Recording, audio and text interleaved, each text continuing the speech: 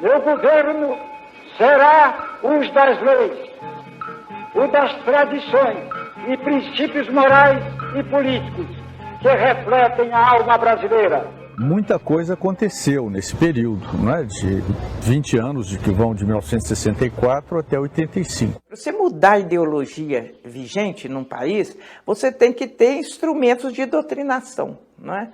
A escola é uma grande agência de doutrinação. A classe média não está afim de ver o seu filho numa fábrica. Concretamente é isso. Quer dizer, lá junto com trabalhadores manuais. No fundo, o que ela quer é o seu filho doutor. No vestibular tinha os chamados excedentes, que faziam passeatas nas cidades todas, né? Visto mais de 20 anos depois do seu término, em 1985, o regime militar foi deplorável em muitos aspectos.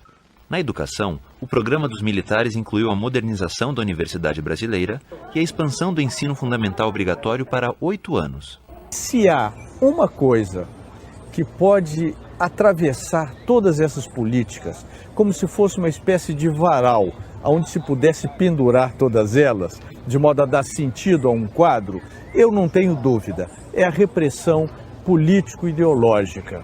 Isso é que determinou tudo, não é? Não só o desenho das políticas, como a implementação de políticas que foram até resultante de demandas amplas no âmbito da sociedade civil. Os novos donos do poder tinham um projeto de desenvolvimento para o país que passava pelas mudanças na educação. E para o país progredir, pois o futuro dessa nação pertence às crianças do Brasil. Lá, lá, lá, lá, lá. Mas como disse o professor Cunha, a maior marca desse período foi a repressão. Prisão de professores, prisão de líderes estudantis, recolhimento de bibliografia considerada suspeita por qualquer que fosse o critério, não é? Até mesmo o recolhimento, a estocagem e a proibição de se mexer nos projetores de slides que eram utilizados para os cursos de alfabetização de adultos, já que Paulo Freire foi considerado uma pessoa ameaçadora à ordem nacional. Vejam vocês. Conversamos com Luiz Antônio Cunha, um estudioso da política educacional dos governos militares, no histórico prédio da Universidade Federal do Rio de Janeiro. O sociólogo é autor de Educação e Desenvolvimento Social no Brasil, Política Educacional no Brasil, a profissionalização do ensino médio e a Universidade Reformada. Uma correta avaliação desse período significa ver os diferentes lados desse processo. O lado da repressão, não é? E o lado da incorporação de demandas que não eram dos militares, não eram dos golpistas, eram do conjunto da sociedade brasileira. A partir desse momento, as camadas que deram apoio à ditadura começam a cobrar mudanças no ensino.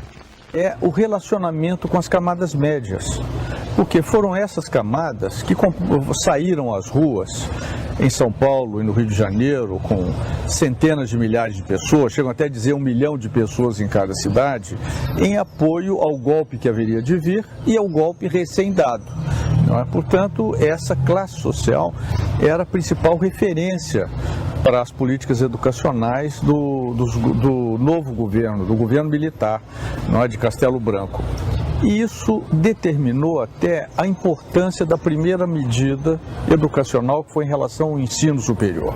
Realmente, a primeira preocupação com o Castelo foi reforma universitária. É daí que vem o famoso MEC USAID, que usaram tanto depois, que nunca existiu na prática.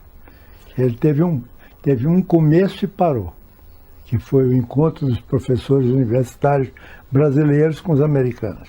Ainda no ano de 1964, o governo militar assinou o primeiro dos chamados acordos MEC-USAID, entre o Ministério da Educação e a Agência dos Estados Unidos para o Desenvolvimento. Diversas publicações e teses universitárias confirmam a assinatura desses acordos. Dos encontros entre técnicos norte-americanos e professores brasileiros, saiu o relatório Meira Matos, nome do coronel do Exército que o redigiu e que orientou a reforma universitária e as mudanças no ensino fundamental. Foi um projeto de procurar modificar a organização interna das instituições universitárias de modo a reduzir os custos médios das matrículas, dos estudantes, portanto, não é?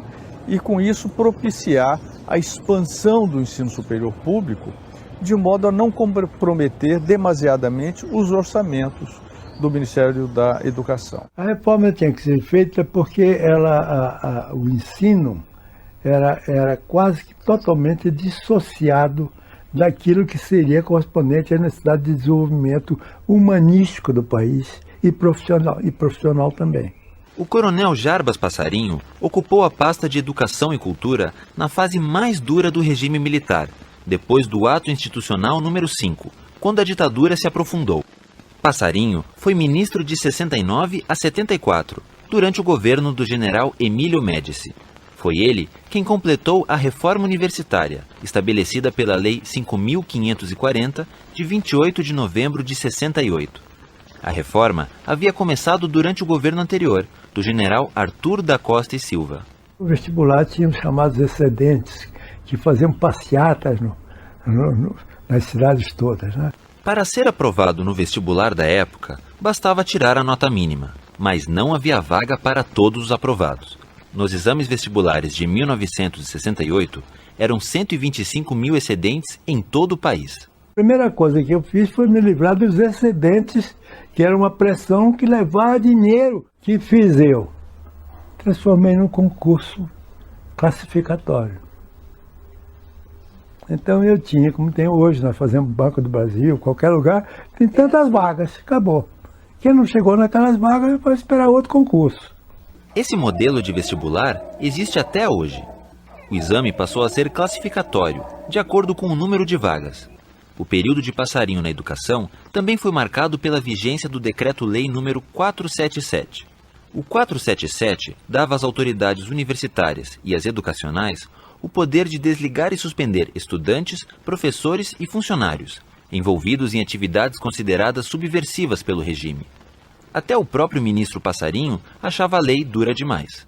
Fui nomeado em fim de novembro, a primeira palestra que eu dei foi em janeiro de 70, fevereiro de 70, na Escola de Estado-Maior da Aeronáutica, que era uma espécie de bunker. E eu chamo o decreto 477 de draconiano. Apesar do 477, a reforma universitária que o professor Cunha citou significou a modernização da universidade brasileira. Importantes mudanças foram feitas. Por exemplo, a extinção dos regimes de cátedra e a substituição pelos departamentos. Isso foi uma importante melhoria na universidade. Algumas instituições brasileiras já estavam organizadas assim, mesmo antes do golpe, como a Universidade de Brasília. Não é? Isso não foi uma invenção dos pedagogos da ditadura, não é? Isso foi uma incorporação de um padrão internacional que a intelectualidade brasileira fez naquele período. O que está decidido em termos da reforma universitária? Não há propriamente reforma universitária. Vocês têm acompanhado as notícias pelo jornal e sabem que o que eu propus foi a instalação de uma comissão que faça a avaliação da reforma universitária em curso, para ver quais são os pontos em que ela vem provando bem, quais são aqueles outros pontos em que porventura não vem aprovando bem, e feita essa avaliação que se possam propor as medidas que forem necessárias para um reajuste de rumos. Nós podemos dizer que a reforma universitária não foi um fracasso, pelo fato dela ter incorporado projetos de intelectuais, de pesquisadores, de professores do ensino superior público. Ela não foi um fracasso. Ela foi um fracasso, no meu entender, no que diz respeito a essa privatização desmesurada do ensino superior, em geral, de uma qualidade muito baixa, não é? Distribuindo diplomas, no meu entender, enganosos para uma população crescente de estudantes, para milhões de estudantes. Depois do ensino superior, foi preciso atender também a demanda por mais vagas no ensino fundamental, a mais antiga reivindicação das camadas médias no país. O processo de democratização do ensino, começado ainda nos anos 50, se completa no período militar e prepara a universalização concretizada nos anos 90. Quando eu cheguei, a reforma já estava iniciada e não tinha ainda os fundamentos da reforma. Bom, e eu disse, mas estão consertando o edifício de 12 andares para o 12º, esquecendo aqui o basement. o térreo. Aí o térreo é exatamente o que se chamava primário, secundário e colegial naquele passado. Durante a gestão do ministro Passarinho, foi aprovada a Lei 5692, de 1971, unindo os antigos primário e ginásio no que passou a ser chamado de primeiro grau. Esta lei é conhecida no Brasil como anteprojeto de lei desde 1970. Foi discutida primeiro a nível de Conselhos Estaduais de Educação. Todos os Conselhos Estaduais opinaram. Depois foi discutida a nível do Conselho Federal de Educação. Depois foi levada a um grupo restrito que trabalhou na Universidade de Brasília, junto da Faculdade de Educação, usando os estudantes como parte integrante do processo para saber quais seriam as suas reações. Finalmente veio ao ministro, o ministro levou ao presidente, foi feita a mensagem foi ao Congresso e foi amplamente discutida nos 45 dias de prazo que o tipo de emergência da lei permitia. Essa reforma teve o mérito de expandir o ensino fundamental obrigatório para 8 anos, como queriam os pioneiros do Manifesto de 32. Desde o início dos anos 60, que o governo brasileiro vem sendo cobrado nos fóruns internacionais no sentido de ampliar a educação obrigatória, que no nosso caso aqui, aliás, era o único país da América Latina que ainda no final dos anos 60 mantinha como educação obrigatória apenas o primário, de 4 anos. E outros países já tinham 6 anos, no caso da Argentina, Uruguai, 8, ou até 8 anos. E o Brasil era cobrado insistentemente pelos organismos internacionais, inclusive por aqueles que financiavam projetos aqui no Brasil, como uma condição até para continuar financiando esses programas. O professor Palma conhece a reforma por dentro. Participou dos grupos de trabalho para a implementação da Lei 5692, na Secretaria Estadual da Educação de São Paulo. Começa a ter um crescimento da rede muito grande, mas não existe uma contrapartida em recursos financeiros. Na época, estados como São Paulo reclamavam das dificuldades de implantar as reformas da Lei de 1971. Na verdade, estamos passando por uma grande transformação. Transformação esta feita, no nosso caso, sem o devido planejamento e, por isso, estamos pagando um alto preço pela falta de ordenação dos problemas educacionais. A situação realmente não é boa. Tínhamos 4 anos de ensino obrigatório e gratuito, passamos a ter, pela reforma do ensino, 8 anos e não nos preparamos devidamente para essa importante transformação. A reforma no ensino fundamental também acaba com o exame de admissão, que selecionava os alunos que poderiam continuar no ginásio e que era o primeiro impedimento para o estudante permanecer na escola. O senhor fez exame de admissão, o senhor saiu do primário com uma professora, dava tudo. E aí agora o senhor chega no ginásio, um professor para matemática, outro para não sei o quê. Essa adaptação primeira é outro choque violento. E aí eu comecei a ser conquistado pelas ideias fundamentais da 5692. Em São Paulo nós tivemos, antes da reforma de 71, 70 escolas que foram transformadas no chamado Grupo Escolar Ginásio, os GEGs, como eles eram chamados, que era já um experimento de uma escola de 8 anos. No pacote das mudanças, o governo militar incluiu nos currículos 2 novas disciplinas: Educação Moral e Cívica, no ensino fundamental, e OSPB, Organização Social e Política Brasileira, nos ensinos médio e superior. Toda vez que se instala num país um regime forte, essas disciplinas de formação moral e cívica entram no currículo da escola. Isso é típico de regimes fortes. Magda Soares, professora emérita da Universidade Federal de Minas Gerais, participou da implantação da Reforma Universitária de 1968. Ela também integrou o grupo de trabalho da reforma do ensino primário e médio, que resultou na Lei de 71. Uma ditadura significa o quê? Um movimento forte para mudar a ideologia vigente. Ora, para você mudar a ideologia vigente num país, você tem que ter instrumentos de doutrinação, não é? A escola é uma grande agência de doutrinação. Na época de que eu não gostei em alguns aspectos, porque aí eu já estava do outro lado, né? Como professora, formando professores, etc. Uma que me tocou diretamente, de que eu não gostei, foi mudar o nome da disciplina Língua Portuguesa para Comunicação e Expressão, e dentro da ideologia da época dizer que era da língua portuguesa um caráter bem instrumental. As mudanças culturais que aconteciam na sociedade tornavam ridículo aquela mistura, aquele coquetel conservador, reacionário e religioso que a educação moral e cívica procurava passar para as crianças e para os jovens. Não é? Da mesma maneira, havia uma reação de professores no sentido de utilizar esse espaço educacional, que afinal de contas tinha sido aberto, para tratar de uma maneira criativa de outros temas, indo ao encontro das mudanças culturais que os estudantes e suas famílias tinham. Não é? O rádio cada vez mais amplo, a televisão cada vez mais assistida no país, não é? E mudanças culturais que aconteciam nas relações sexuais, nas relações entre as pessoas, na própria concepção do mundo.